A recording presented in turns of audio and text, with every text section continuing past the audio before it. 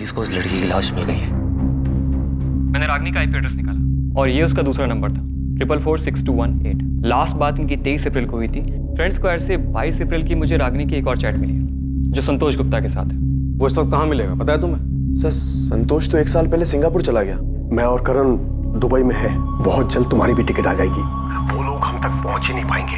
इस शेखर का पूरा नाम शेखर प्रजापति है, हमारे दूर का रिश्तेदार है सर। 3 दिन पहले शेखर की पत्नी सुमित्रा का फोन आया था सर, पूछ रही थी वो मुझसे मिला क्या। अब पता चला कि ये रागिनी से मिलने आता था। राजू, प्रिया, मुझे माफ कर दो, माफ कर दो मुझे। ये तो शेखर है, जानता हूं मैं इसे सर। ये रागिनी का दूर का रिश्तेदार है। तो फिर तुम्हें ये कैसे नहीं पता कि शेखर अक्सर तुम्हारी पत्नी को मिलने भोपाल आता था? 446218 ये तुम्हारी पत्नी रागिनी का फोन नंबर है, दूसरा फोन नंबर। रागिनी के पास दूसरा फोन भी था? कभी पता है नहीं उसको मुझे सर।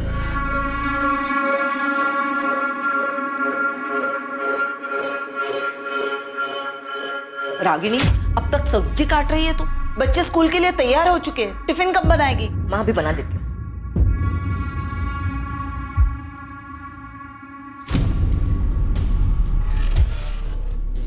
रागिनी, किससे बात करे हो इतने रात के? किसी से नहीं, देखो मैं गेम खेल रही हूँ, बस खत्म ही होने वाला है। मैं कसम खा के कहता हूँ रागिनी हमेशा फोन पे रहती, पर वो किससे बात करती थी, क्या मैसेज करती थी सर, मुझे सचमुच कुछ नहीं पता सर। रागिनी पिछले 3 साल से इस दूसरे नंबर से अलग अलग सोशल मीडिया साइट्स पे एक्टिव थी और रागिनी के उसी सोशल मीडिया अकाउंट से हमें शेखर प्रजापति और संतोष गुप्ता के बारे में पता चला। एक मिनट सर, संतोष गुप्ता के बारे में सर आप ही ने मुझे बताया, पर ये शेखर के बारे में सर मुझे जरा भी अंदाजा नहीं है सर। ये शेखर रागिनी का दूर का रिश्तेदार है, लेकिन मुझे नहीं पता वो रागिनी से चुप कर मिलता था, पर अगर पता होता सर तो मैं आपको क्यों नहीं बताता सर, बोलिए ना सर। सर मैं बच्चों की कसम खा के बोल रहा हूँ सर, मुझे रागिनी के बारे में बहुत कुछ नहीं पता सर।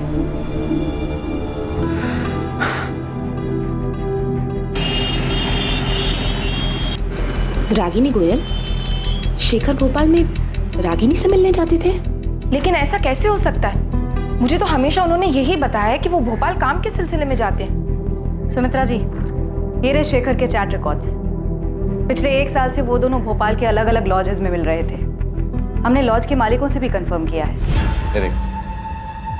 हाँ, ये था शेखर प्रजापति नाम इसका। नाम तो कभी पूछा नहीं, पर हाँ आदमी यही था। सर मैंने सारे लॉजों के मालिकों से बात की, पता चला है कि पिछले 1 साल से शेखर प्रजापति ही रागिनी के साथ अलग अलग लॉजेस में जाकर ठहरा था।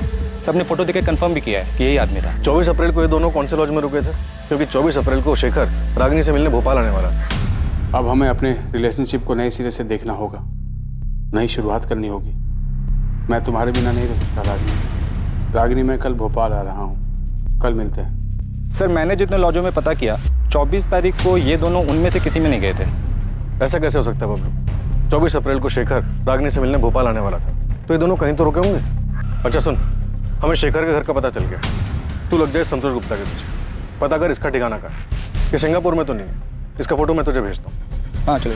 हमारे पास इसका मैसेज है, उसने 22 अप्रैल को मैसेज किया था कि वो रागिनी से मिलने भोपाल आ रहा है। रागिनी मैं भोपाल आ रहा हूँ और इस बार तुम्हें अपने साथ सिंगापुर लेकर ही जाऊंगा। पिछली बार तुमने चीजें अधूरी छोड़ी थी, उसे अब पूरा कर दो प्लीज।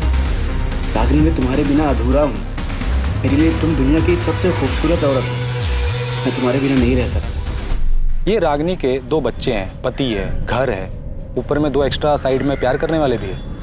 इसको लाइफ में और चाहिए क्या था? अब उसे लाइफ में क्या चाहिए था क्या नहीं, ये तो हमें नहीं पता। हमारा काम सिर्फ इतना है कि हम कातिल को जल्द से जल्द पकड़ें। तू जोर शोर से काम पर लग जा।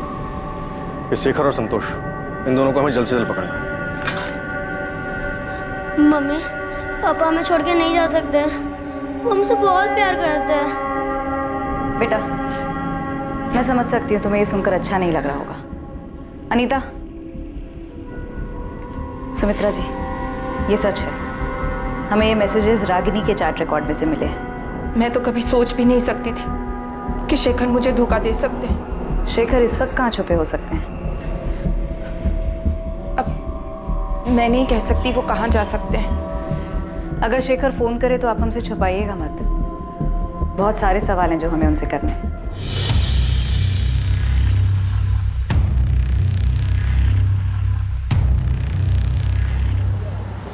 सर अगर संतोष सिंगापुर में आपका फोन नहीं उठा रहा तो इसमें मैं क्या कर सकता हूँ? मेरी खुद उससे 3 महीने पहले बात हुई और इसी नंबर पर जो मैंने आपको नंबर दिया है उसका सिंगापुर का, वही उसका नंबर है। वही नंबर जो अब बंद आ रहा है। गौतम, हमारे पास प्रूफ है कि संतोष रागिनी से मिलने भोपाल आने वाला था। 22 अप्रैल का मैसेज है उसका हमारे पास। मुझे नहीं पता सर कि वो भोपाल आया था, अभी भोपाल में है या फिर सिंगापुर चला गया, मुझे कुछ नहीं पता सर। संतोष की फैमिली कहाँ रहती है इतना तो पता होगा तुम्हें? जी जबलपुर में है, ये उसी ने मुझे बताया।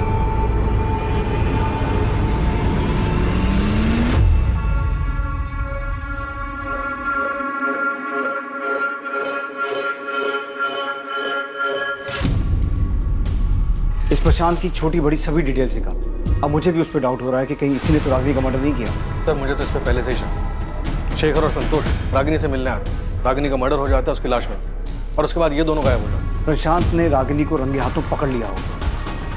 फिर उस प्रशांत ने ही कुछ किया। अगर ये 24 तारीख को फैक्ट्री से नहीं भी निकला तो भी पॉसिबल है कि उसने ये काम किसी और की मदद से किया। अगर प्रशांत ने ही रागिनी का मर्डर किया है तो सोचो बच्चों पे क्या बीतेगी जब उन्हें ये पता चलेगा कि उनकी माँ का मर्डर उनके पिता नहीं किया।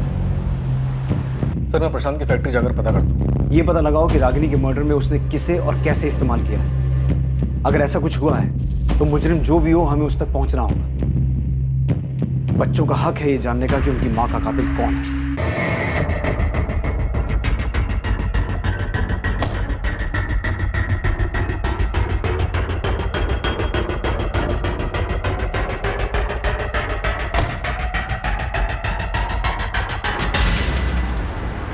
मम्मी की फ्लाइट मुंबई से 2 बजे की, वो एयरपोर्ट के लिए निकल चुकी। अच्छी बात है।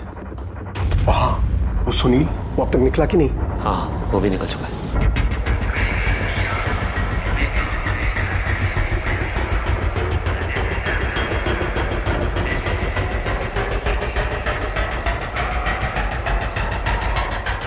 अच्छा वहाँ कोई पूछताछ के लिए आया था? हाँ पुलिस का कोई खबरिया आया था। ये औरत इन दोनों में से किसी एक के साथ आपके होटल में आई थी क्या? नहीं, मैंने इन तीनों को कभी नहीं देखा। थोड़ा ध्यान से देखिए ना, 24 अप्रैल को आए होंगे।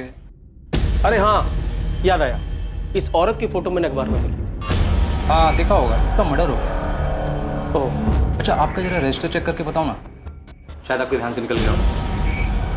बरस रजिस्टर थोड़ा देख लेते तो। ओके आना, पुलिस ना बहुत बेसब्री से ढूंढ रही थी। ठीक है, मैं चेक करता हूँ। कुछ मिला उन्हें? पापा घबराने की कोई बात नहीं, उन्हें कुछ नहीं मिला। गौरव ने सब संभाला, सब ठीक है। पुलिस ने शेखर प्रजापति का फोन नंबर सर्विलेंस पर डाल दिया था। उनके मुताबिक ऐसी संभावना थी कि रागिनी ने अपना मोबाइल मार्केट में स्विच ऑफ किया और उसके बाद तय की गई जगह पर वो शेखर से मिली।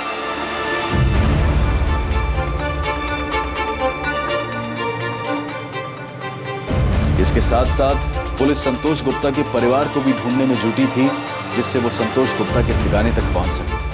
साथ ही उन्हें यह भी अंदेशा था कि जिस आदमी से फोन ऑफ करने के बाद रागिनी मार्केट में मिली थी वो संतोष भी हो सकता था।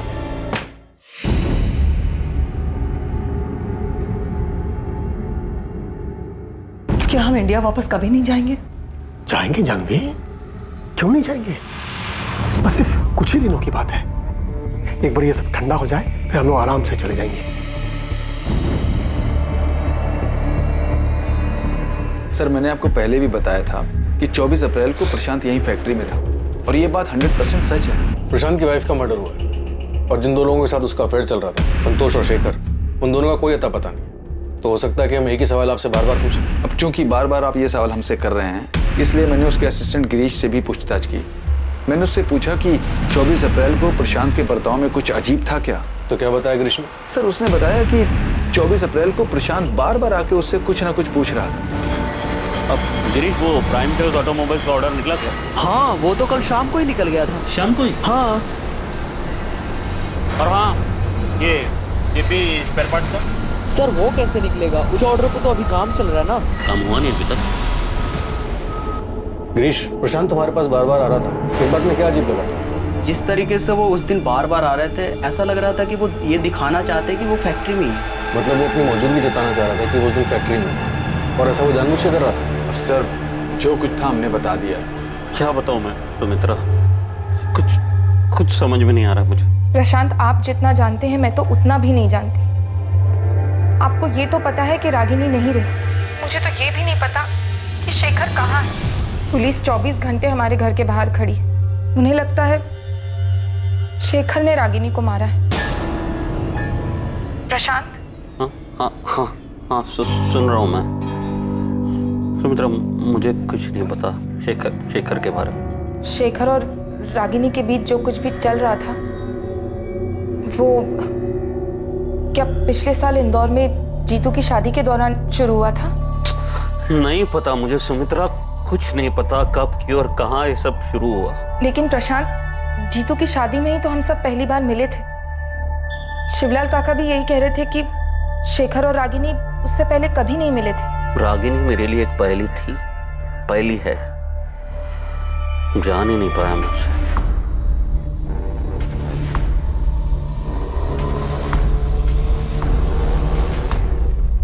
भैया, मम्मी हमें छोड़कर क्यों गई? भैया क्यों गई?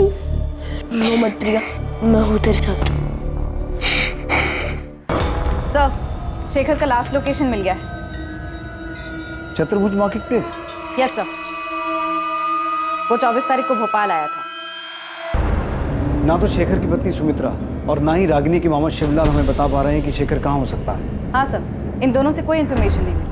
बस इतना पता चला कि शेखर अहमदाबाद में एक ट्रेडिंग कंपनी में काम करता था। कंपनी से पता चला कि वो महीने में सिक लीव लेता था और अपनी पत्नी को कहता था कि वो भोपाल काम से जा रहा है। और संतोष गुप्ता, उसके बारे में कुछ पता चला? उसके जबलपुर वाले घर का पता मिल गया। वहाँ की पुलिस उसके माँ बाप से मिल भी चुकी है। साहब, संतोष यहाँ नहीं है। करीब 1 साल हो गया उसे घर पर आए हुए। आप चाहो तो पूरे घर की तलाशी ले लो। तलाशी तो हम लेंगे नरेंद्र जी, लेकिन अगर वो हमें नहीं मिला तो आप लोग हमारी नजर में आ जाएंगे।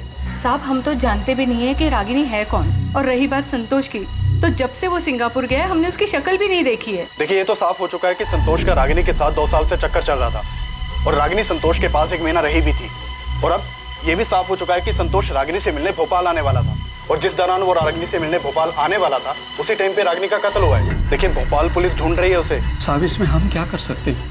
हमें डरा धमका करके आपको क्या मिलने वाला है? और साहब, अगर हमारी उससे बात हुई होती या अगर वो यहाँ होता तो हम आपसे क्यों छुपाते?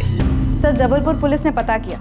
संतोष के माँ बाप को उसके बारे में कुछ भी नहीं पता और ना ही उसके दोस्त गौतम को कुछ पता है कि वो कहाँ रहता है सिंगापुर में या किस कंपनी में काम करता है। बबलू भी अभी तक पता नहीं लगा पा रहा कि 24 तारीख को रागिनी से मिलने कौन आया था, संतोष या शेखर, और वो कहाँ मिले थे। नहीं सर, उसके हाथ दोष नहीं लगा। बस इतना पता चला कि 24 तारीख को प्रशांत फैक्ट्री में था पर अजीब बर्ताव करा, नॉर्मल नहीं था। लेकिन इतना समझ में नहीं आ रहा है कि उसने रागिनी को अगर मारा तो कैसे। उसके फोन रिकॉर्ड से भी कुछ नहीं मिला। फिरोज, हमसे ऐसा क्या छूट रहा है, क्या मिस हो रहा है कि सामने आ ही नहीं पा रहा कि रागिनी उस दिन संतोष या शेखर में से किसे मिली, कहाँ मिली? कहीं तो मिले होंगे ना वो लोग। अगर प्रशांत ने किसी और को भी रागिनी के पीछे भेजा होगा तो रागिनी कहीं तो गई होगी, कहीं तो उसका मर्डर हुआ होगा। किसी ने तो ये सब किया होगा ना, किसी गाड़ी, किसी ट्रांसपोर्ट का इस्तेमाल हुआ होगा। और जाहिर सी बात है, मर्डर है तो पैसे भी लिए दिए गए होंगे।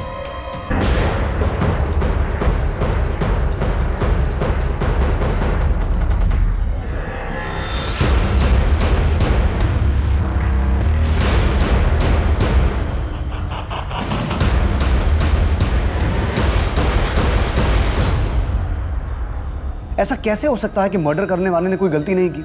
वो आराम से छुपा बैठा है, इतनी सफाई से काम किया है कि हमारे हाथ एक क्लू तक नहीं लगा।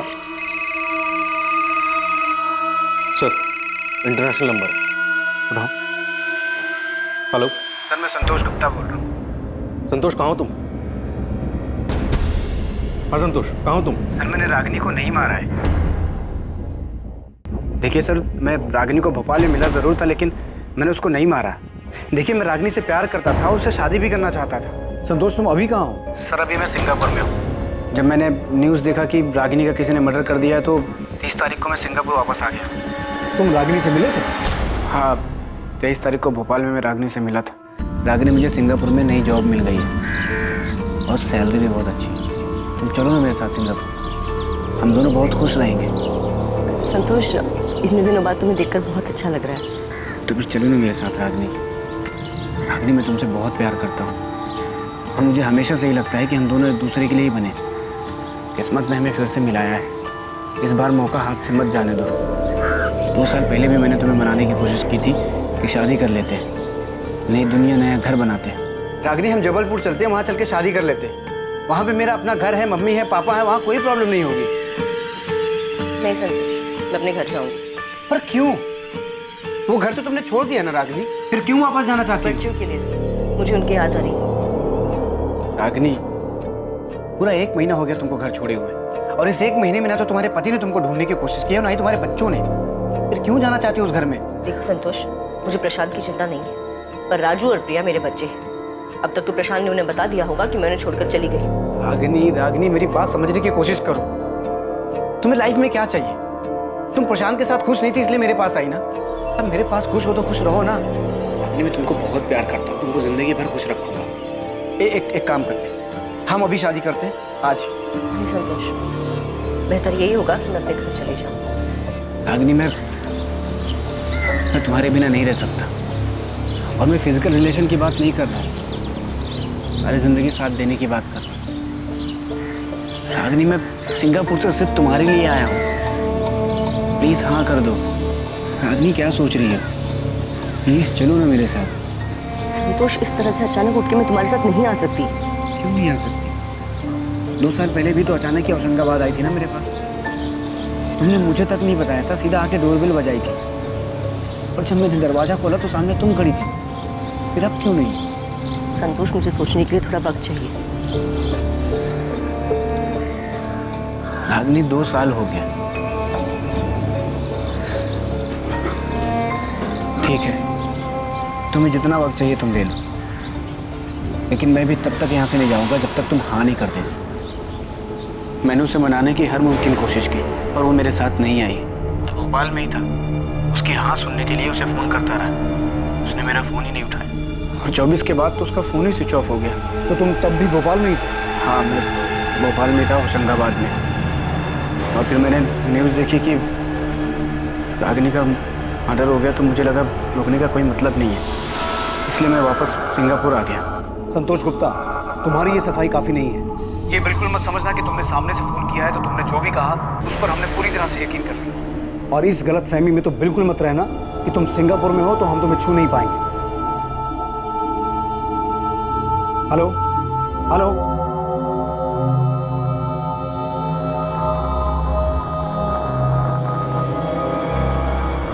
फिर इसके बाद वहीं तक सच होगी जहाँ तक ये रागिनी को मना रहा है। रागिनी के मना करने और इसकी ये बात मान लेने की कहानी सब बकवास है।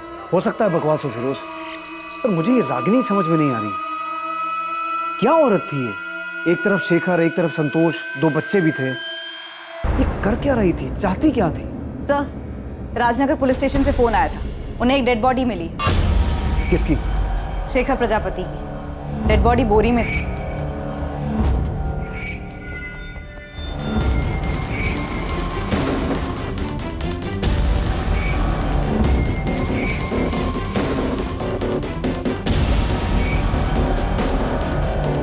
सर, ये बोरी तो बिल्कुल वैसी है जिस बोरी में हमें रागिनी की लाश मिली। फिर उस बॉडी की हालत देख रहे हो? जिस तरह से डिकम्पोज हुई है, उसे देखकर साफ लग रहा है कि इसका मर्डर भी काफी दिन पहले हो चुका है।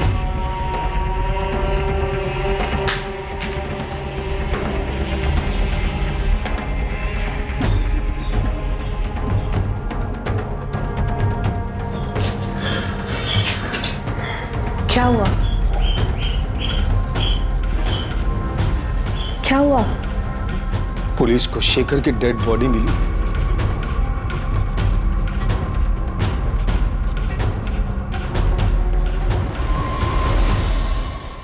बॉडी जिस हालत में मिली है या जिस तरह से डिकम्पोज हो चुकी है, सही वक्त बताना मुश्किल है। पर ऐसा हो सकता है कि इसका मर्डर भी रागिनी की तरह 24 अप्रैल को ही हुआ हो। हाँ, हो सकता है दोनों की मौत 24 अप्रैल को ही हुई हो, पर इसका मर्डर नहीं हुआ। मर्डर नहीं हुआ तो? इसकी बॉडी से पॉइजन की ट्रेसेस मिले, वो भी बड़ी मात्रा में। पॉइजन? जी।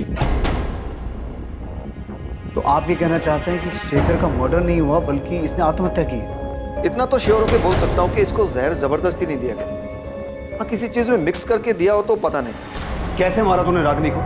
शेखर को जहर कैसे दिया? अब ये मत कहना कि तुझे कुछ नहीं पता। क्योंकि हमें पता है कि 24 तारीख को तो अपनी फैक्ट्री के स्टाफ को जानबूझ के ये जता रहा था कि तू वहां है। किसे भेजा था उनके बीच? ये बेबस बनने का नाटक खत्म हुआ प्रशांत। याद रख, तुझे अपने बच्चों का सामना भी करना है, क्योंकि कहीं ना कहीं उन्हें भी इस बात का एहसास है कि उनकी माँ का कत्ल तूने किया है। मैं अपने बच्चों से बहुत प्यार करता हूँ सर, हमेशा उनका ख्याल रखूँ। रागिनी अब उनके साथ नहीं है तो क्या, वो उनके दिल, दिमाग और यादों में हमेशा रहे। ये संत बनने का नाटक बंद कर प्रशांत, और ये बता कि रागिनी का मर्डर कैसे किया, कहाँ किया, शेखर को जहर कैसे दिया, कैसे मारा तूने इन दोनों को?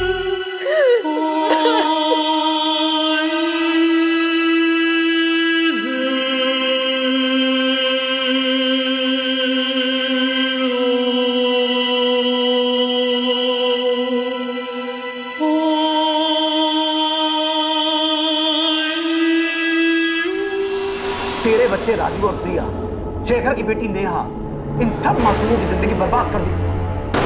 नहीं की सर, मैंने किसी की जिंदगी बर्बाद, किसी को कोई दुख नहीं दिया मैंने। रागिनी ने सब बर्बाद किया सर।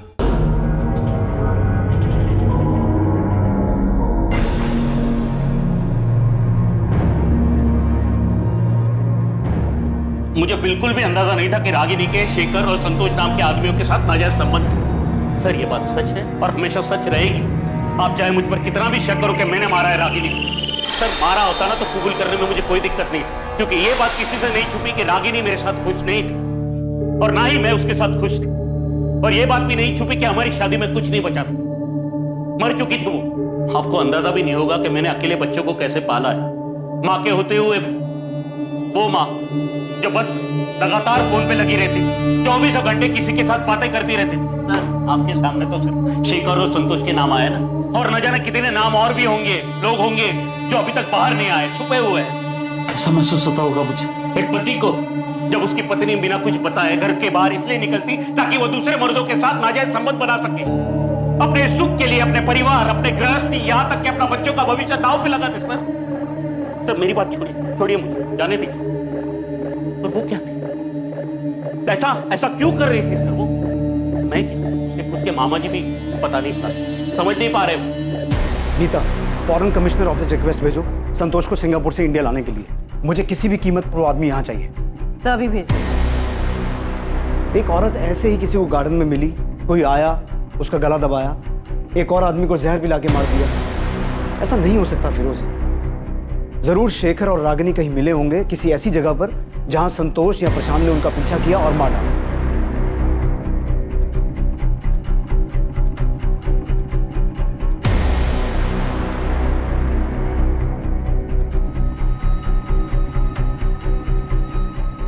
बबलू से कहो एक टीम से काम नहीं हो रहा, 10 लगाए, और चाहिए और लगाए, लेकिन किसी भी तरीके से यह पता लगाए कि उस दिन शेखर और रागिनी कहां गए।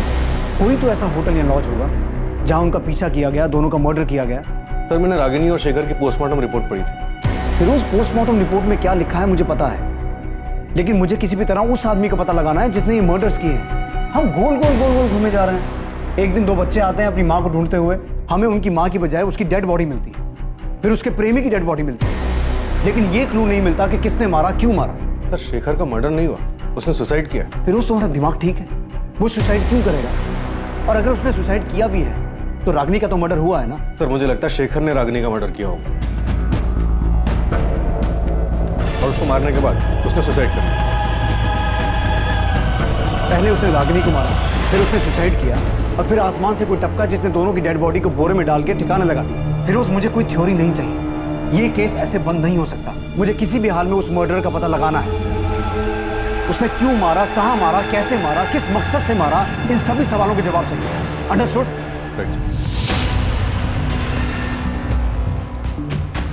रागिनी और शेखर कहां मिले थे, रागिनी को कहां मारा गया, शेखर को कहां जहर दिया गया, या उसने खुद अपनी जान ली, इन सभी सवालों के जवाब और सच की खोज में पुलिस ने पूरे भोपाल शहर को खंगालने की ठान ली। दूसरी तरफ संतोष को सिंगापुर से इंडिया वापस लाने की कोशिशें भी तेज कर दी गई। एक बार पुलिस से बात करने के बाद संतोष ने अपना फोन स्विच ऑन किया ही नहीं। वो ना तो अब किसी फोन और ना ही किसी मैसेज का जवाब दे रहा।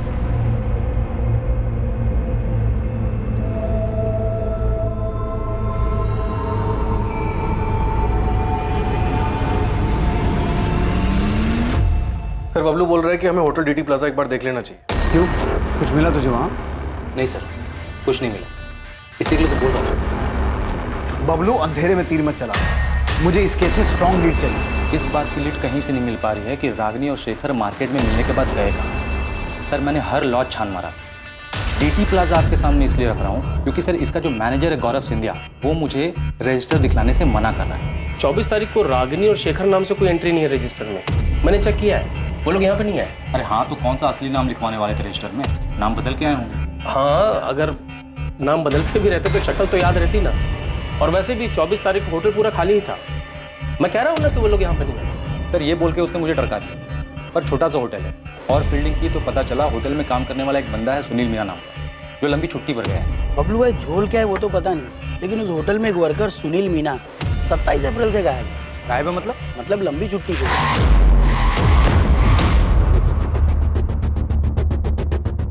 तो मतलब तेरे को लगता है उसने कुछ झोल किया क्या?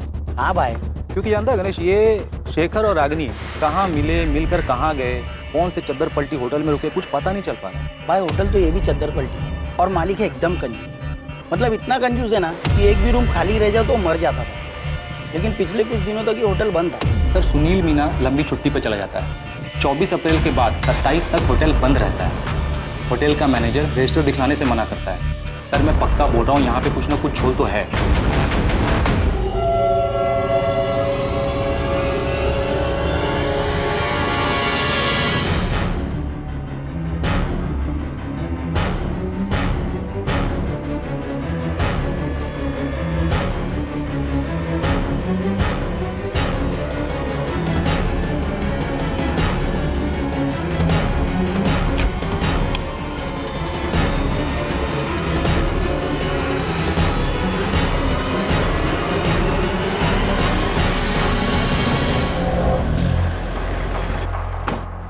तो ही है ना गौरव सिंधिया, यहाँ का मैनेजर?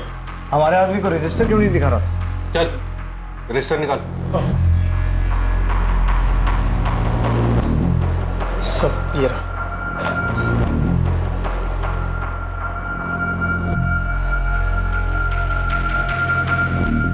इसमें तो एंट्री 29 अप्रैल से है, उसके पहले की कहाँ है? वो तो नहीं है सब, क्योंकि मालिक हर महीने रजिस्टर बदल देते हैं।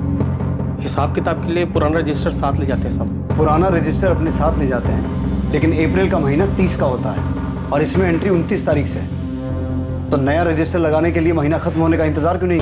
सब वो इस बार थोड़ा जल्दी लेंगे सब। सुनील मीना नाम का एम्प्लॉय यहीं काम करता है ना? जी साहब। कहाँ है वो? बुलाओ उसे। साहब वो छुट्टी पे गाँव गया साहब। बड़ा शहंशाह आदमी है, गाँव गया है और फोन बंद करके बैठा है। वैसे तेरे मालिक धर्मेंद्र तिवारी का भी फोन बंद है, उसका घर भी बंद है, ताला लगा है।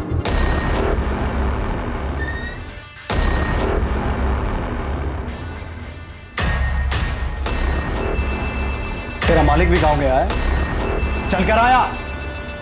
तूने बबलू से कहा था कि 24 तारीख को ये दोनों यहाँ नहीं आए थे।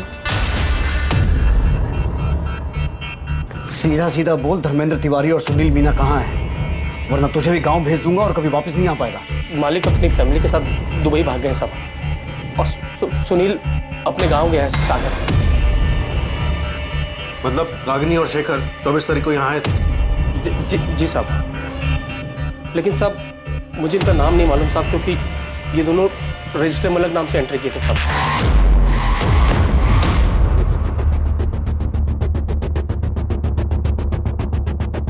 इन दोनों को किसने मारा? किसने? या इसने?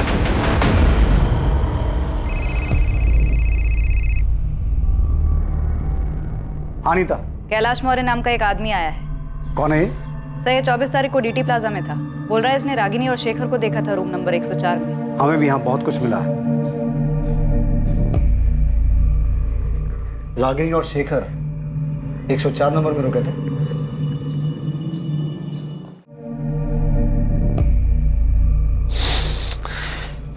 गौरव फोन ही नहीं उठा रहा। तो होटल के लैंडलाइन में फोन करो ना। किया था, पर वहां कांस्टेबल था इसलिए बात नहीं हो पाई। पुलिस को सब पता चल गया क्या? सर मैंने इस औरत की फोटो अखबार में देखी थी कुछ दिन पहले। तो जब देखी थी तब क्यों नहीं आया हमारे पास? सर मैं बहुत डर गया था। उस दिन मैं डीटी प्लाजा में रूम नंबर 102 में रुका था। वो मैं क्या? सर मैं एक लेडी के साथ गया था। बीवी को झूठ बोला था कि इंदौर जा रहा हूँ कुछ काम से। देख कैलाश, हमें तेरे अफेयर में कोई दिलचस्पी नहीं है। रागिनी और शेखर के बारे में बता।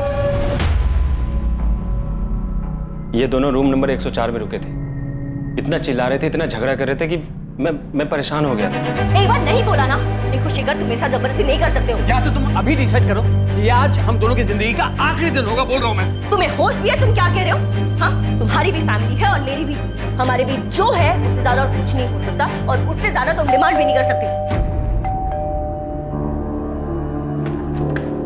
हाँ क्या है भाई? सॉरी यार, थोड़ा धीरे बात करो। यहाँ तुम लोग चिल्ला रहे हो, मुझे डिस्टर्ब हो रहा है। हम अपने रूम में चिल्ला रहे हैं, तुम्हें इसमें क्या प्रॉब्लम हो रही है?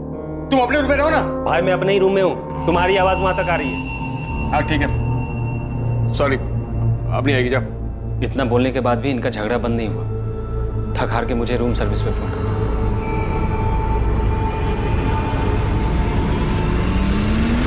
यही था वो आदमी, रूम सर्विस वाला जिसे तुमने बुलाया था? हाँ सर, यही था। शेखर, अब तुम मेरी नाक में दम कर रहे हो, इरिटेट कर रहे हो मुझे। तो अब मैं प्रशांत की जगह ले ली, मैं तुम्हें परेशान कर रहा हूँ। हाँ शेखर, मैं अपनी पूरी जिंदगी तुम्हारे साथ नहीं बिताना चाहती। अभी सब कुछ कितना अच्छा है हमारे बीच। मतलब तुम ये चाहती हो कि मैं अहमदाबाद से अपने 20 बच्चों को छोड़कर तुम्हें खुश करने यहाँ आता रहूं और तुम मेरी खुशी का बिल्कुल ध्यान नहीं रखोगी? एक मिनट, मैं भी अपने पति और बच्चों को छोड़कर आ रही हूँ यहाँ, और तुम यहाँ सिर्फ मेरी खुशी के लिए नहीं, अपनी खुशी के लिए भी आते हो। और हमेशा से यही रहा था हमारे बीच और यही रहेगा। और ज्यादा तुम नहीं मांग सकते। मांग सकता हूँ, बिल्कुल मांग सकता हूँ। मैं तुमसे शादी करना चाहता हूँ, इसी वक्त तुम्हें हाँ बोलना पड़ेगा, तुम मना नहीं कर सकते। तुम होश में तो हो तुम? हमारे बीच शादी की बात कब हुई थी? मैंने कभी तुमसे कहा कि मैं तुमसे शादी करना चाहती हूँ? एक शादी करके देख ली है मैंने, और अब तक पछता रही हूँ। बच्चे है इसलिए झेल रही हूँ। लेकिन मैं तुम्हारे ये नखरे नहीं झेलूंगा रागिनी। क्या हुआ? हाँ सर, सामने वाला थोड़ा परेशान हो रहा है, थोड़ा धीरे बात कीजिए ना। हाँ ठीक है, ठीक है, ठीक है। Thank you. फिर रात के करीब 12 साढ़े 12 बजे के बाद उस कमरे से आवाज आनी बिल्कुल बंद हो गई। फिर मैंने सुबह 7 बजे होटल छोड़ दिया। तुम्हारे साथ कौन थी उस दिन? वो लेडी? प्लीज मैडम, इसमें हमें मत घसीटिए। वो भी शादीशुदा है और मैं भी। बेकार में हम दोनों के घर टूट जाएंगे। तुझे अपना बयान डिटेल में लिखवाना होगा। अगर तू हमारे पास पहले आ गया होता ना, तो ये केस बहुत पहले सॉल्व हो गया होता। सुनील मीना जो सागर में अपना मोबाइल बंद करके बैठा था, पुलिस ने उसे सागर के ही उसके घर से अरेस्ट किया। रागिनी के कत्ल और शेखर की मौत का सच चौंका देने वाला था। क्या हुआ था डीटी प्लाजा में? सुनील मीना हमारे कब्जे में है, तो ये मत समझना दुबई में बैठा तेरा मालिक तुझे बचा लेगा। मैडम साहब, मैं तो सिर्फ नमक का फर्ज अदा कर रहा हूँ साहब। उनको मारने मेरा हाथ नहीं है साहब, मैंने नहीं मारा। ये डायलॉग बाजी बंद कर। अगर तेरा हाथ नहीं है तो रागिनी और शेखर को मारा किसने? होटल में से किसी का हाथ नहीं साहब, किसी ने नहीं मारा। तो फिर रागिनी और शेखर मरे कैसे? साहब 25 तारीख की सुबह जब सुनील रूम सर्विस के लिए गया था साहब, तो वो लोग दरवाजे ही नहीं खोल रहे थे साहब।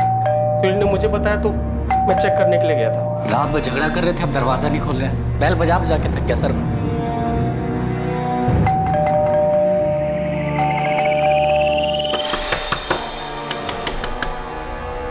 चंद्रप्रकाश जी, गरिमा जी, हम समझ ही नहीं पा रहे थे वो दरवाजा क्यों नहीं खोल रहे। जब उन्होंने दरवाजा खोला नहीं तब मैंने मास्टर की से दरवाजा खोला साहब।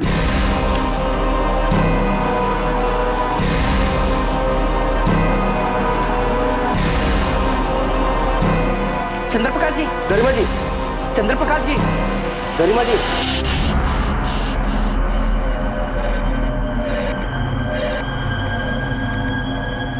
इसकी तो सांसें नहीं चल रही। इसकी भी सांसें नहीं चल रही। साहब मैंने तुरंत तिवारी जी को फोन किया साहब, वो फौरन अपने बेटे करण के साथ होटल आ गए। पापा दोनों मर चुके। कैसे हुआ ये? किसने किया? सर पता नहीं सर, ये दोनों रात भर बहुत जोर से झगड़ा कर रहे थे। सुबह हमने दरवाजा खोला तो देखा दोनों मरे पड़े। गौरव, तुमने सीसीटीवी चेक किया? कोई आया था इस कमरे में? हाँ सर, चेक किया था। कमरे में कोई नहीं आया था, कमरा अंदर से बंद था सर। हमने खुद मास्टर की से दरवाजा खोला है सर। सर इन दोनों के बीच में बहुत जोर से लड़ाई चल रही थी। मैंने सुना था ये आदमी इस औरत को शादी के लिए बोल रहा था और ये औरत बार बार मना कर रही थी। पापा एक मिनट। ये बॉटल देखिए, इसमें शायद जहर था।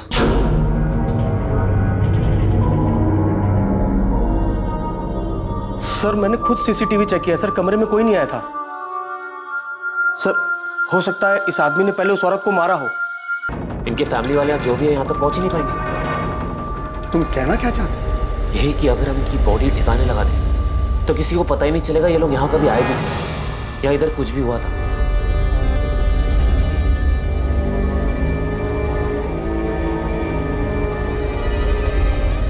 सर, इस सुनील ने कबूल किया है किसी ने लाश ठिकाने लगाई थी। बोल। मालिक का नमक खाया साहब। अब आप ही बताओ, मालिक के साथ नमक हरामी कैसे कर सकते थे? और सब सच कह रहे, इसमें हमारे मालिक का भी कोई कसूर नहीं है साहब। तूने भी नमक खाया? ये बोल, बॉडीज को ठिकाने कैसे लगाया? गाड़ी किसकी थी? सब वो गाड़ी मेरे थी। होटल में कहीं भी सीसीटीवी नहीं दिखा, सब उखाड़ दिए? वो तो मालिक ने कहा था साहब कि सीसीटीवी अब रजिस्टर हटा दो, वो सब अपने साथ लेके गए साहब। तुम्हारा मालिक धर्मेंद्र तिवारी और उसका बेटा करण दुबई में कहाँ छुपे बैठे हैं? पता नहीं साहब, किसी होटल में है साहब। अभी भी झूठ बोल। देखो सोच लो तुम दोनों, नहीं तो मर्डर करने, मर्डर छुपाने, लाश ठिकाने लगाने और सबूत मिटाने के सारे चार्जेस लगेंगे तुम दोनों। इस जिंदगी में तो बाहर नहीं आ पाओगे। साहब सच में मुझे कुछ नहीं पता, हमने नहीं मारा उन दोनों को साहब। मैं आखिरी बार पूछ रहा हूँ, दुबई के किस होटल में है तेरा मालिक? धर्मेंद्र तिवारी, इस गलतफहमी में बिल्कुल मत रहना कि सारी जिंदगी दुबई में छुप के बैठ सकते हो। भलाई इसी में है कि चुपचाप वापस आ जाओ, वरना तुम्हारी वो हालत करेंगे। सर मेरी बात सुनिए सर। हमने तो सिर्फ बॉडी फेंकवाया था सर, और वो भी हमने इसलिए किया क्योंकि हम बहुत डर गए थे सर। तिवारी, तूने क्या किया था क्या नहीं किया था ये मैं तभी सुनूंगा जब तू मेरे सामने होगा। अभी मैं तेरी किसी भी बात का यकीन नहीं कर रहा हूँ। सर मैं सच कह रहा हूँ, मेरे पास रजिस्टर और सीसीटीवी फुटेज दोनों है सर, आप चाहे तो देख लीजिएगा। उस कमरे में कोई नहीं गया सर, उस आदमी ने खुद उस औरत को मारा है और फिर कुछ जहर पी लिया। तिवारी, मैं तुझे 1 दिन का टाइम दे रहा हूँ। रजिस्टर, सीसीटीवी और अपने बेटे के साथ तू मेरे सामने होना चाहिए। और अगर ऐसा नहीं हुआ और तूने वहां से कहीं और भागने की सोची तो याद रख, तुझे वहीं से उठवा लूंगा। और इस बात की गारंटी मैं देता हूं कि तुम दोनों इसके बाद ये जिंदगी जीना नहीं चाहोगे। सर मेरी बात सुनिए सर।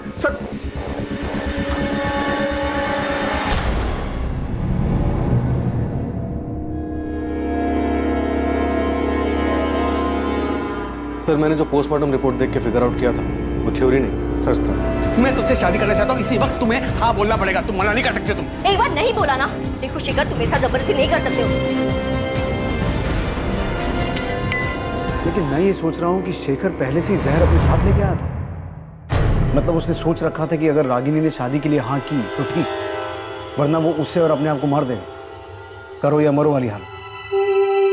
सुमित्रा और उसकी बेटी नेहा के लिए यकीन करना मुश्किल हो रहा था कि शेखर उन्हें धोखा दे रहा था, और उससे भी आगे बढ़कर उसने एक ऐसा जुर्म किया जिससे वो दोनों शायद जिंदगी भर नहीं उभर पाएंगे।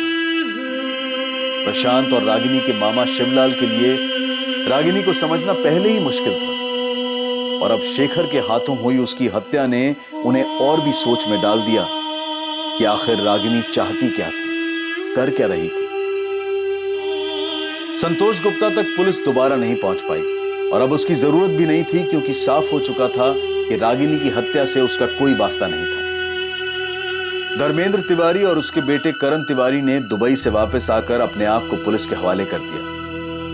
धर्मेंद्र तिवारी, करण तिवारी, सुनील मीना और गौरव सिंधिया पर आईपीसी की धारा 201B के तहत सबूत मिटाने के जुर्म में केस चल रहा है।